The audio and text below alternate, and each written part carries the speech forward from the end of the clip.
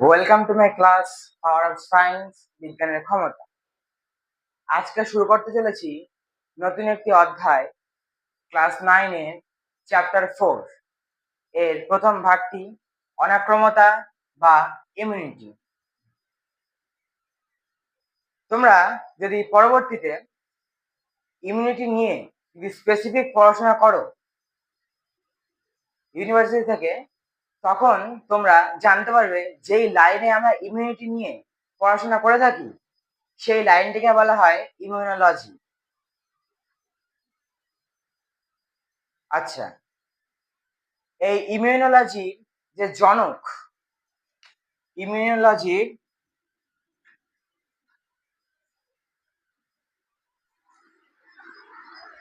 তাহলে Edward Jenner. ইমিউনোলজির জনক হচ্ছে এডওয়ার্ড জেনার। তাহলে এবার আমরা অনাক্রমতা বা ইমিউনিটির যে ধারণা বা কনসেপ্ট রয়েছে সেটা আমরা হালকা করে জেনে নেব। আমাদের দেহে কোনো টক্সিক পদার্থ, ভাইরাস, ব্যাকটেরিয়া প্রবেশ করলে দেহ এক বিশেষ পদ্ধতিতে সেই সমস্ত টক্সিক পদার্থগুলিকে নির্মূল করে দেয়। এই পদ্ধতিকে আমরা বলে থাকি অনাক্রমতা বা এবার আমরা জেনে নেব যে শরীর আমাদের কিভাবে ডিফেন্স করে। এক্সাম্পল আমরা প্রধানমন্ত্রীকে নিচ্ছি, পিএম, প্রাইম মিনিস্টার। এখান দিয়ে একটা ফোর্স, এখান দিয়ে একটা ফোর্স, এখান দিয়ে একটা ফোর্স, বুঝতে পারলে? এরকম তিনটা ফোর্সে প্রধানমন্ত্রীর সিকিউরিটি এবং তিনটা ফোর্সে থাকে। আচ্ছা, এইভাবে মাধ্যমে আমরা বুঝে নেব নিজের শরীরটাকে।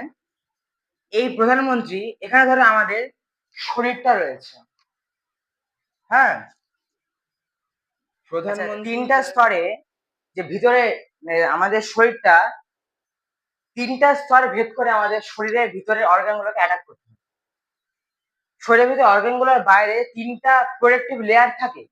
সেই লেয়ারগুলি হচ্ছে, এটা হচ্ছে আমাদের ভিতরের শরীরের ভিতরটা, ধরো এটা হচ্ছে আমাদের শরীরের ভিতরটা, পিএম এর জায়গায়। এটা হচ্ছে ফার্স্ট লাইন অফ ডিফেন্স, এটা হচ্ছে ত্বক। ত্বক ত্বকটা এমন ভাবে আমাদের তৈরি, আমরা ত্বকটাকে যতটা পাতলা মনে করি ততটা কিন্তু পাতলা ত্বক নয়। আমাদের এই ত্বকটা কিন্তু যথেষ্ট মাত্রাতে পুরু। কারণ এই মানে আমাদের দেহটা ভিতরে যতই ডিফেন্স সিস্টেম থাকুক, সে চাইবে না যে আমি ঢোকার পরেই আমি তাকে মারব। সে চাইবে আমি তাকে ঢুকতেই দেব না। সেই জন্য আমাদের উপরে ত্বকটি রয়েছে। ত্বকটির মোট 3টি লেয়ার। আচ্ছা, ত্বকের উপরে যে লোমগুলি রয়েছে, আমাদের ত্বকের নিচে রয়েছে ঘর্মগ্রন্থি, বিভিন্ন ধরনের গ্ল্যান্ড রয়েছে। এখান থেকে আমাদের বিভিন্ন ধরনের উৎসেচক ক্ষরণ হয় এবং ঘাম ক্ষরণ হয়। সেই কারণে আমাদের ত্বকের পিএইচ সবসময় 3 থেকে 5 এর মধ্যেই থাকে, অর্থাৎ অ্যাসিডিক। এই জন্যই আমাদের ত্বকের মধ্যে কোনো জীবাণু বাসা বাঁধতে খুব সহজেই বাসা বাঁধতে পারে না, কারণ সেটা অ্যাসিডের সঙ্গে স্পর্শ হলে সেটা। তোমরা এই পর্যন্ত দেখলা ত্বকটা।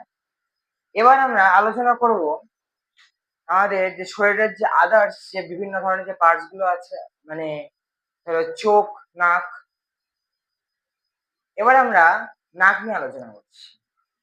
যখন আমরা ধরো প্রচুর মাত্রাতে শ্বাস প্রশ্বাস চালাচ্ছি, এই যে শ্বাস প্রশ্বাস চালাচ্ছি আমরা সবসময়, এই সময় ধরো আমাদের কিন্তু প্রচুর মাত্রাতে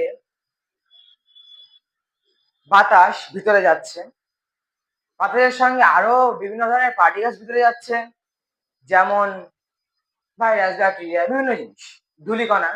সেগুলি আমাদের নাকের মধ্যে অবস্থিত যে লোমগুলি এবং নাকের মধ্যে অবস্থিত যে গ্ল্যান্ডগুলি মিউকাস ক্ষরণ করে থাকে, সেগুলির মাধ্যমে সেই পার্টিকেলস গুলো পিউরিফাই হয়ে ভিতরে যাচ্ছে। এটাকে তোমরা একটা পুকুরের জল এবং ফিল্টার করা জল আমরা তুলনা করতে পারো। ধরো চারিপাশে যে আমাদের বাতাসে চারিপাশে যেই বাতাসটি রয়েছে সেটি হলো পুকুরের জল এবং যেটি আমাদের ভিতরে যাচ্ছে সেটি হলো ফিল্টার করা জল। এবং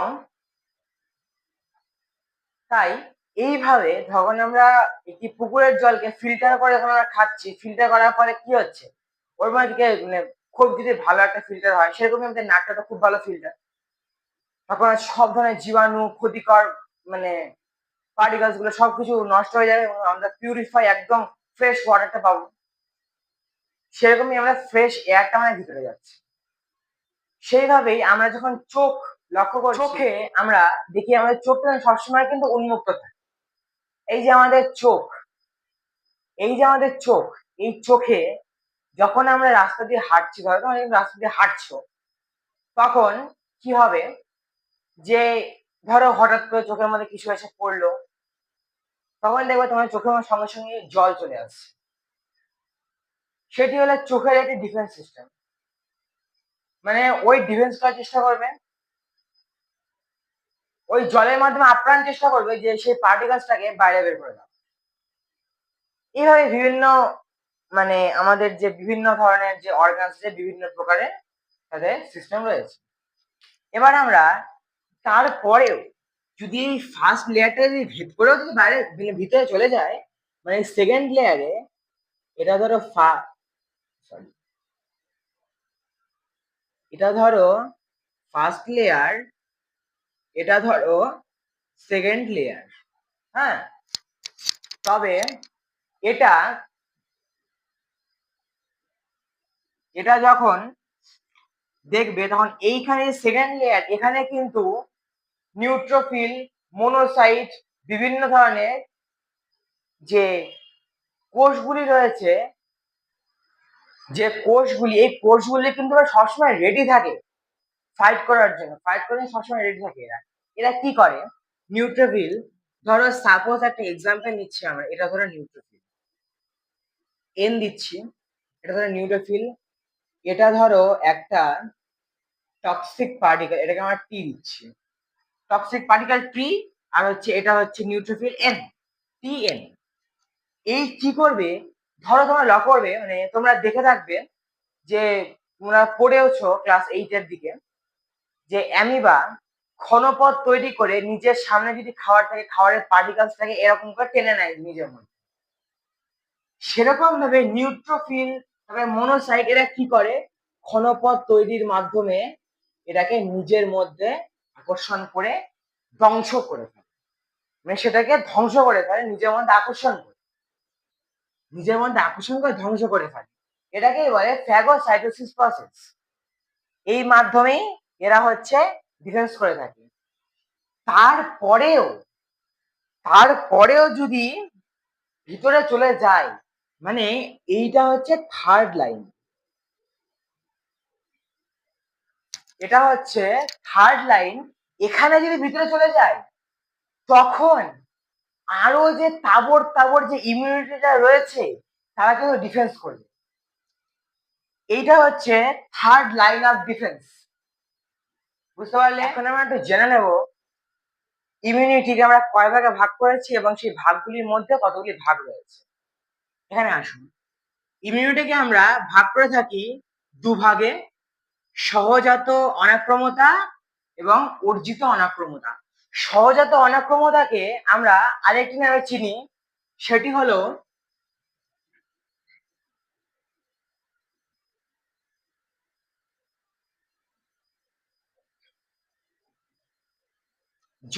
সহজাত বা জন্মগত অনাক্রমতা। মানে আমরা জন্মের সময় যে অনাক্রমতাটি পেয়ে থাকি তাকে বলি আমরা সহজাত বা এই জন্মগত অনাক্রমতা। যখন আমরা জন্মের পরে একটি শিশু মাতৃদুগ্ধ পান করে তখন তার মাধ্যমে এই জন্মগত যে সমস্ত ইমিউনিটিটা রয়েছে সেই ইমিউনিটি একটি মা থেকে একটি সন্তানের মধ্যে যায় এবং এটি হচ্ছে অর্জিত বা সহজাত অনাক্রমতা। এবার সহজাত বা জন্মগত অনাক্রমতা, একটু আমার বলতে ভুল হয়েছে। এবার আমরা জেনে নেব অর্জিত অনাক্রমতা কি। অর্জিত অনাক্রমতাকে আমরা দুই ভাগে ভাগ করে থাকি, একটি সক্রিয়, একটি নিষ্ক্রিয়। সক্রিয়কে আমরা দুই ভাগে ভাগ করে থাকি, প্রাকৃতিক ও কৃত্রিম। নিষ্ক্রিয়কে আমরা দুই ভাগে ভাগ করে থাকি, প্রাকৃতিক ও কৃত্রিম। অর্জিত যে অনাক্রমতা মানে আমরা পরবর্তী জন্মের পরে যত একটি শিশু মানে বাইরের মানে পারিপার্শ্বিক পরিবেশে, বাইরের পরিবেশে থাকবে, খেলাধুলা করবে, বাইরের পরিবেশে যত মানুষ হবে তত তার মধ্যে বাহ্যিক যে অনাক্রমতাটি রয়েছে সেটি তৈরি হবে। ধরো জন্মের পর থেকে একটি শিশু কাচের ঘরের মধ্যে রয়েছে, তাকে যদি 10-12 বছর পরে সে একটি মানে 18 বছর পরে ধরো প্রাপ্তবয়স্ক হয়ে গেছে, তখন থেকে বাইরে আনা হলো, আনার সঙ্গে সঙ্গে দেখা যাবে কিছুক্ষণের মধ্যেই সেই শিশুটি মারা যাচ্ছে। কারণ তার মধ্যে বাইরের পরিবেশের বিরুদ্ধে কোনো ডিফেন্স সিস্টেমই তৈরি হয়নি কোনোদিন, কারণ সে সবসময় ফ্রেশ জিনিসটাই পেয়েছে। হ্যাঁ, এবার সক্রিয় অনাক্রমতা মানে যেটি আমাদের সবসময় সক্রিয় থাকে, এটি প্রাকৃতিক, একটি কৃত্রিম। প্রাকৃতিক অনাক্রমতা ধরো কারু, তোমরা দেখে থাকবে কারু পক্স, গুটি বসন্ত বা স্মল পক্স, তারপরে হাম, এগুলি হয়ে থাকে। যেমন ধরো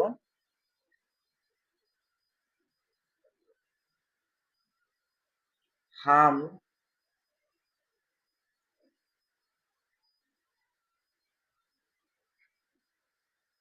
গুটি বসন্ত, এগুলি কিন্তু যাদের হয় এদের বিরুদ্ধে, এই ব্যাকটেরিয়াগুলির বিরুদ্ধে বা ভাইরাসগুলির বিরুদ্ধে যেগুলি থাকে আমার, সো এগুলির বিরুদ্ধে শরীরের মধ্যে একটি যে ডিফেন্স সিস্টেমটি তৈরি হয়, এটিকে মেমোরি সেল এমন ভাবে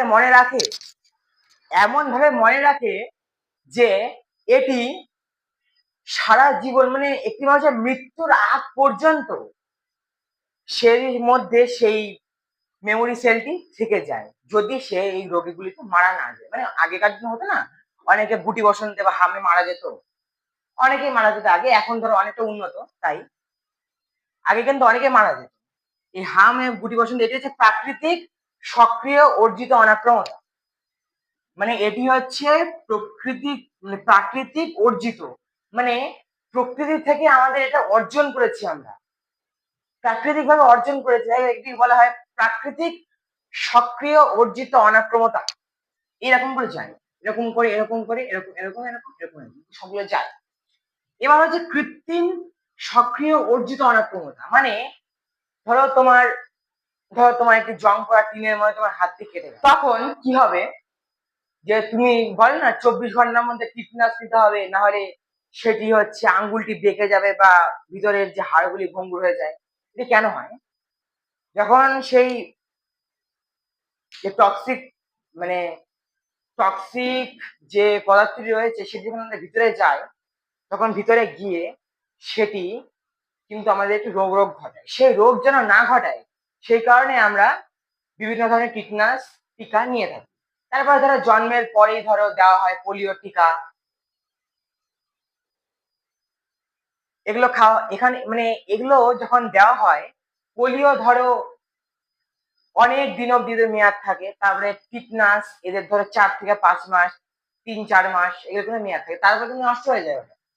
আবার যদি কেটে যায় আবার যখন তোমরা নিবে আবার হবে, কিন্তু ওই 4 থেকে 5 মাস বা 3 থেকে 4 মাস যতদিন মেয়াদ থাকুক, সেই দিনের মধ্যে যদি তোমার আবার যদি কেটে যায় তবে কিন্তু তোমার নেওয়ার দরকার নেই, বুঝতে পারলে? তোমাদের কিন্তু নেওয়ার দরকার নেই, কারণ ভিতরে আমাদের অ্যান্টিবডি আগে থেকে তৈরি আছে, সেটি ওই প্যাথোজেনটাকে চিনতে পেরে সঙ্গে সঙ্গে মেরে ফেলে। আচ্ছা, এবার আমার এখানে টিটনাস, পোলিও ইত্যাদি আরো থাকে। এবার আমরা জেনে নেব, এগুলি আমি একটু মুছে দিচ্ছি।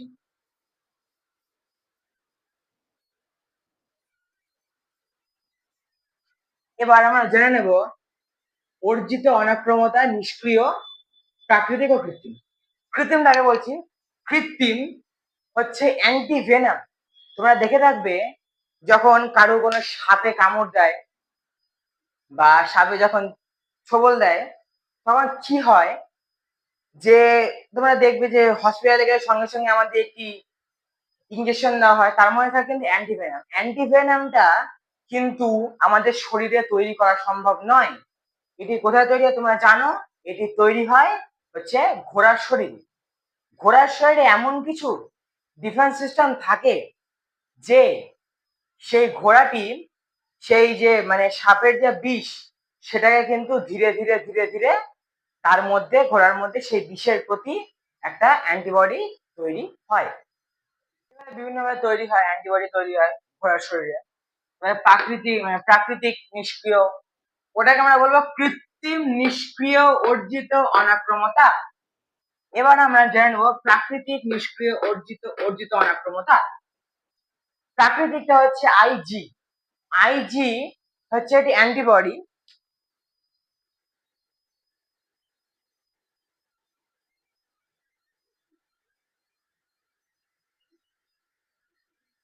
আইজি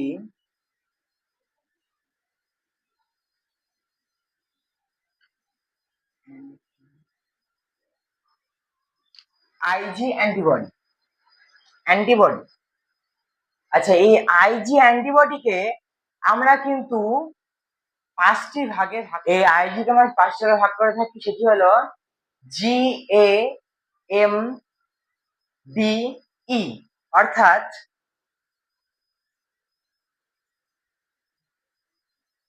আইজিজি,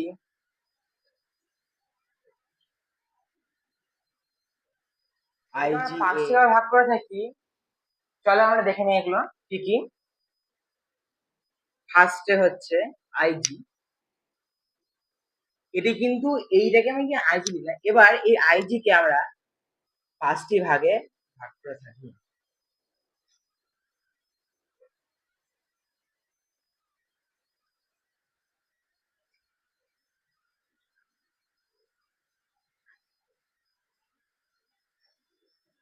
এটি হচ্ছে I G G, IGA,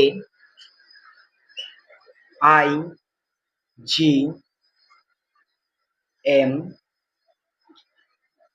আইজিডি,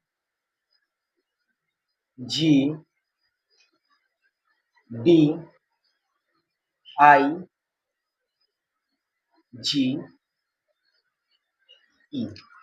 IgG, IGA, IgM, আইজিডি, IgE, এটি আমাদের শরীরে কতটা অ্যামাউন্টে থাকে।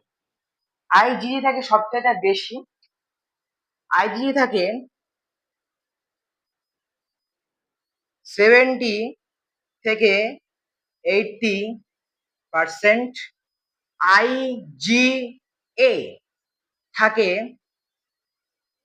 10 থেকে 15%। আইজিএম থাকে, অ্যারো দিয়ে দিই, আইজিএম থাকে অ্যারাউন্ডিং 10%। আইজিবি থাকে হচ্ছে 0.02%। আর আইজিই থাকে সবচাইতে কম, সেজন্য সবচেয়ে লাস্টে লিখেছি। মানে এটা কিন্তু রেশিওয় লিখেছি আমি, হ্যাঁ, বড় থেকে ছোট রেশিওতে আমি লিখেছি ঠিক এইভাবে। এভাবে সবগুলো লিখেছি একদম, হ্যাঁ, এটা থেকে এটা বড়, এটা থেকে এটা বড়, এটা থেকে এটা বড়, এটা থেকে এটা বড়। সবচেয়ে কম কিন্তু এটা থাকে, এটা থাকে 0.002%। এই রেশিওতে থাকে হচ্ছে আইজি। এটা তোমরা একবার একটু নোট করে নাও। সরে যাচ্ছি একটু, হ্যাঁ, হয়ে গেছে। এইবার আমি এটিকে মুছে দিচ্ছি।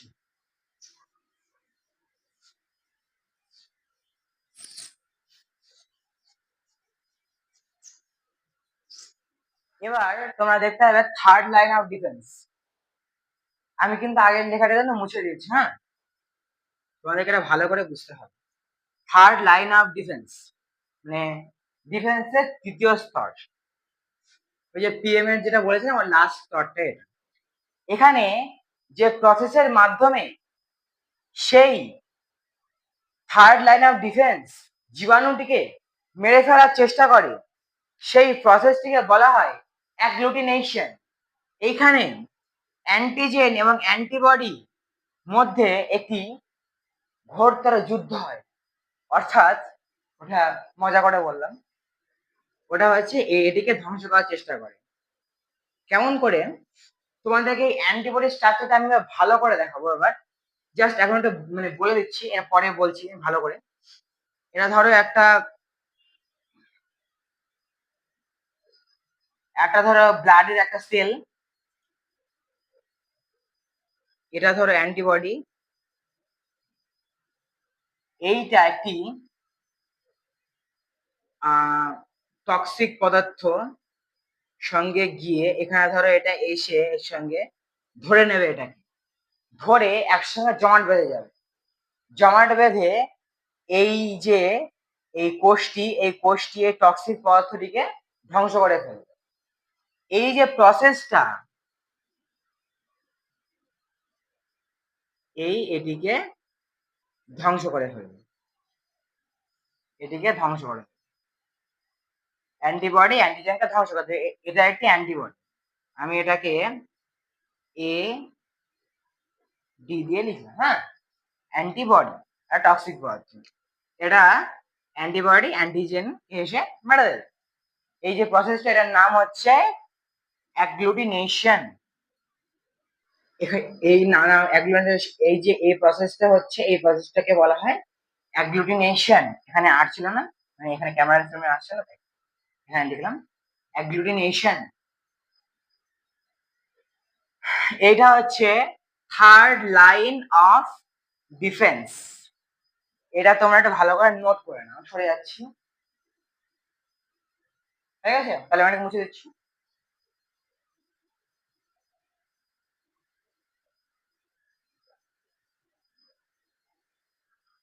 এবার আমরা অ্যান্টিবডি সম্পর্কে, অ্যান্টিবডি, তারপরে T cell, B cell, memory cell, helper T cell, বিভিন্ন ধরনের আমরা সেল, তারপরে অ্যান্টিবডি সম্বন্ধে বিস্তারিত জানবো।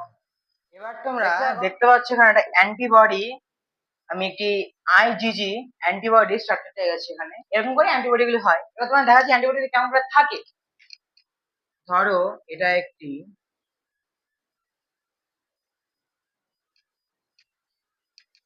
এটার উপরে অ্যান্টিবডি গুলো ঠিক এইভাবে অবস্থান করে।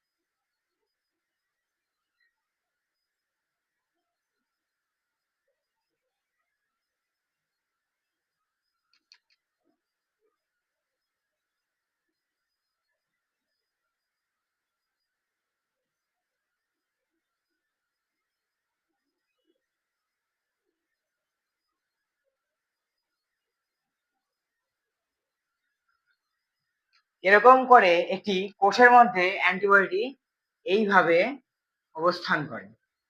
এই গঠনের মধ্যেই এই পার্টেরই একটা অ্যান্টিবডি হচ্ছে এইটা। এই অ্যান্টিবডিটাই এইটা, এই স্ট্রাকচারটা হচ্ছে অ্যান্টিবডির। এবার আমি এই সাইডটা মুছে দিচ্ছি।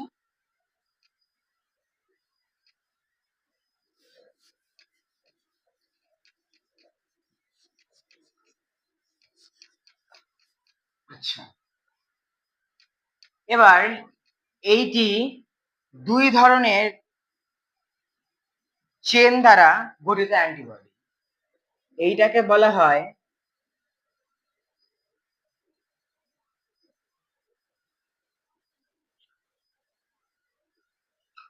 HC, এটাকে বলা হয় এলসি, অর্থাৎ হেভি চেন, লাইট চেন। এই দিকেরটাকেও বলা হয় হেভি চেন এবং এইটাকে বলা হয় লাইট চেন। এরকম করে স্ট্রাকচার তৈরি হয়। এটি ভারী চেন, এটি হালকা চেন।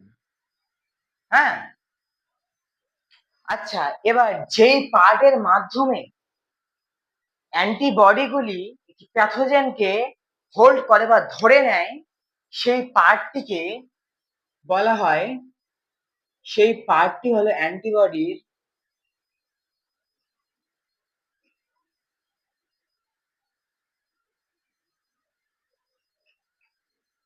Variable part.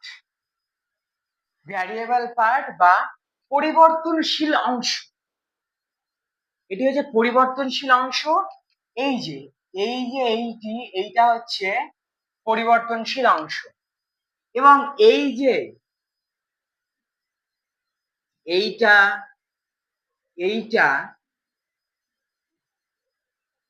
এটি হচ্ছে সিপি, অর্থাৎ কনস্ট্যান্ট পার্ট, মানে স্থায়ী অংশ। এটি হচ্ছে সিপি বা কনস্ট্যান্ট পার্ট। সি এর জায়গায় কি হতে পারে আমার ঠিক মনে পড়ছে না। সিপি বা কনস্ট্যান্ট পার্ট। তোমরা যদি এটা যদি সি এর জায়গায় কি হয় তাহলে এটা তোমরা আমাকে কমেন্ট করে জানাও। এটি হচ্ছে একটি অংশ এবং এইটা তো ভ্যারিয়েবল পার্ট হয়ে গেল বা পরিবর্তনশীল অংশ।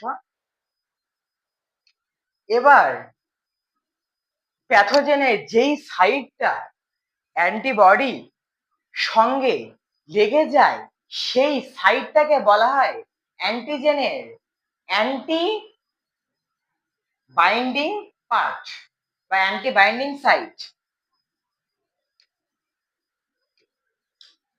ধরো তোমাদেরকে সুন্দর, খুবই সুন্দর এক্সপ্রেশনের মাধ্যমে দেখাচ্ছি।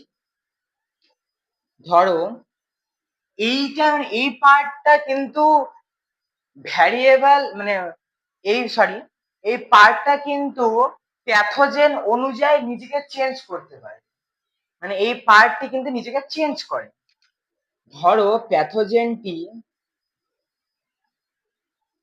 এইরকম আছে, এরকম প্যাথোজেন, তার জন্য অ্যান্টিবডিটি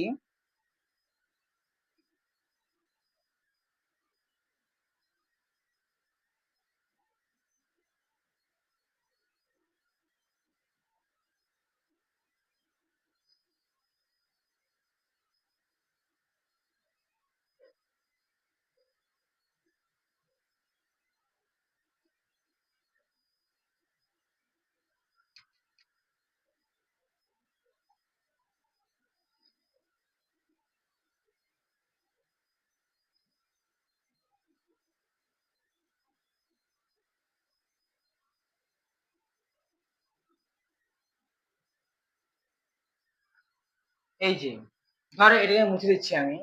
ধরো একটি অ্যান্টিজেন এইভাবে এসে, তোমাদের মনে হচ্ছে না যে এখানটাতে এসে এটি মানে ফিক্সড হয়ে যাবে, এইখানে এসে এটিকে ধরে নেয় এবং এটিকে খতম করে দেবে বা নষ্ট করে দেবে, ধ্বংস করে ফেলে। এবার ধরো প্যাথোজেনটি দেখতে কিছুটা এইরকম,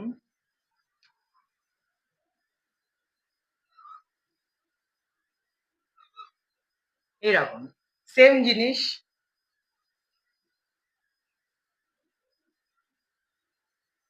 সম্পূর্ণ রাখছি না, কিছু রাখছি, এই সাইডটা আঁকছি না। এই যে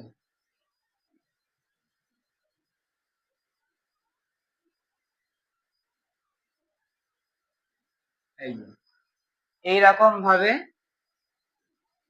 এসে পার্টটি এখানে লেগে যাবে। এইভাবেই হচ্ছে বিভিন্নভাবে বিভিন্ন প্রয়োজনীয়তার মাধ্যমে এটি নিজেকে পরিবর্তন করতে পারে। তোমরা এইটার একবার একটু চিত্র অঙ্কন করে নাও। দেখে নিয়েছো? আমি এখানে একটা অ্যান্টিবডির একটা স্পেশাল স্ট্রাকচার দিয়ে দিচ্ছি, তোমরা এটা চাইলে নোট করে নিতে পারো, এখানে আছে। আজকের ভিডিওটা এই পর্যন্তই রাখছি। নেক্সট পার্টে আমরা T cell, B cell, memory cell, otherwise আর যে রসভিত্তিক, কোষভিত্তিক বাকি যেগুলো আছে সেগুলো নিয়ে আমরা বিস্তারিত। Thanks for watching.